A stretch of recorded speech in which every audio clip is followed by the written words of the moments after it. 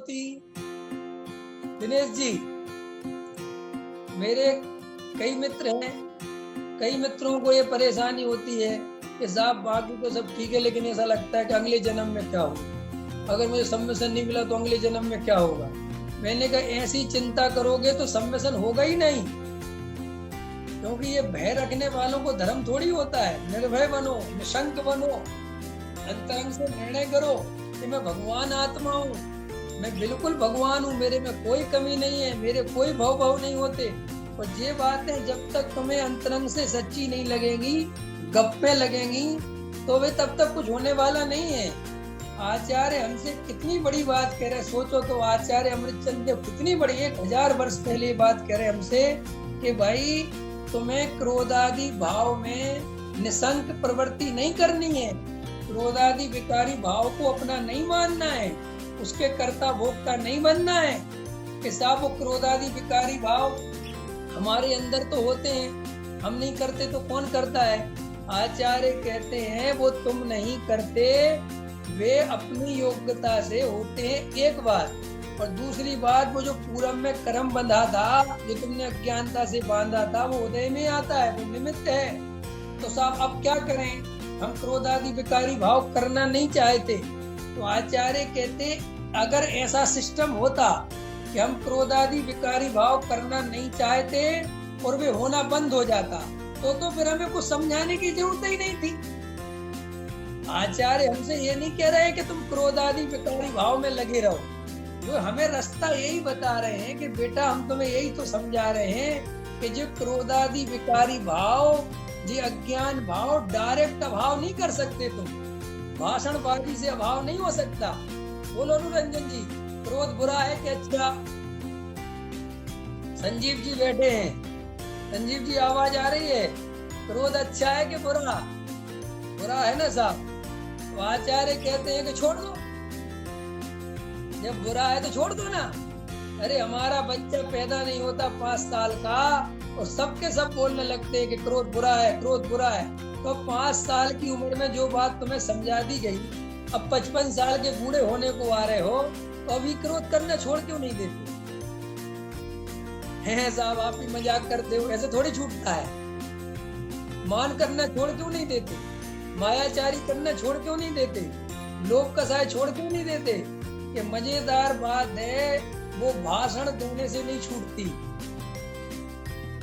वो बार बार उसको गाली देने से नहीं छूटती, उसको बुरा कहने से, कर्म बंद का कारण कहने से, विकार बुरा है, कर्म बंद कराता है, इसको नहीं करना चाहिए, ऐसे उपदेश देने से नहीं छूटती।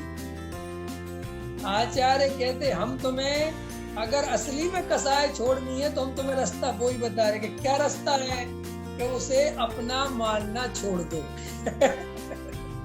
तो ये गजब की बात है। देखो डॉक्टर साहब एक उदाहरण देते हैं इस बात को समझाने के लिए। डॉक्टर साहब कहते हैं कि तुम्हारा बच्चा बिगड़ रहा है, 20-22 साल का हो गया, अब वो बिगड़ रहा है, गलत संगति में जा रहा है ना, और जो उस उम्र में होते हैं वो सब उस काम में लगा हुआ है। तो अब माँ बाप बहुत परेशान है कि हमारा लड़का बिगड़ रहा है, हमारा लड़का बिगड़ रहा है, हमारा, उसको रोज भाषण देते हैं, तुम बिगड़ो मत, बिगड़ोगे तो तुम्हारा ये हो जाएगा, वो हो जाएगा, ये गलत बात है, तुम उसके साथ मत घूमा करो, तुम उसके साथ मत घूमा करो। उसे रोज मम्मी पापा बैठ के भाषण देते हैं। तो वो 2-4 दिन तो बड़े अच्छे से सुनता है, फिर वो 2-4 दिन में, 5 दिन में, 10 दिन में बिल्कुल अभ्यस्त हो जाता है कि इनका काम तो है समझाना और हमारा काम है समझना। लेकिन मजा तो उसी की गली में जाके आता है। समझ में आएगी नहीं आ गई? अब वो रोज भाषण दे रहे हैं, रोज भाषण, वो भी फिर वो धीरे धीरे ठीक है मुझे पता है, सब ठीक है, वो कुछ भी सुधरने वाला नहीं है। अब डॉक्टर साहब कहते हैं इसको सुधारने का उपाय क्या है? कि इसको सुधारने का उपाय ये है कि इसका जो समय वहां लग रहा है, इसको कहीं और किसी काम में लगा दो। ख्याल में है ना? या तो इसको व्यापार में लगा दो, या इसकी शादी कर दो।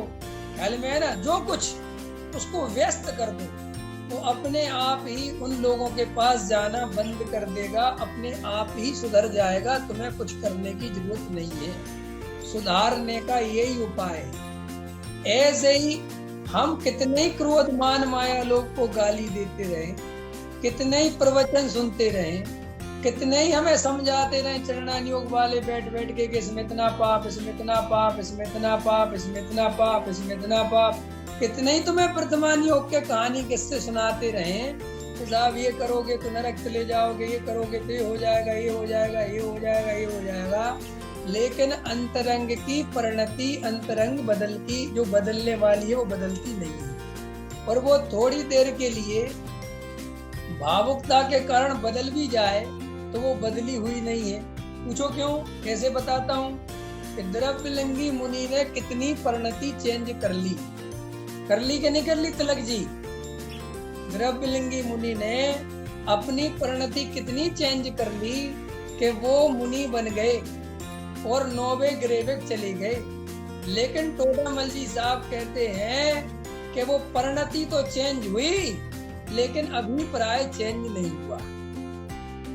और वो अभिप्राय चेंज नहीं होने के कारण, उस मिथ्यात्व के कारण काल अनंत निगोद मजार कहाँ पहुंच गए?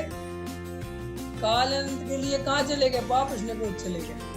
इसलिए आचार्य कहते हैं हमें तुम्हारी परिणति की ज्यादा चिंता नहीं है, परिणति तो बाद में सुधर जाएगी। इस भाव में अगर सुधारना है तो अभिप्राय सुधारो। सबसे बड़ा पाप कौन सा है? मिथ्यात्व। सबसे बड़ा पाप कौन सा है?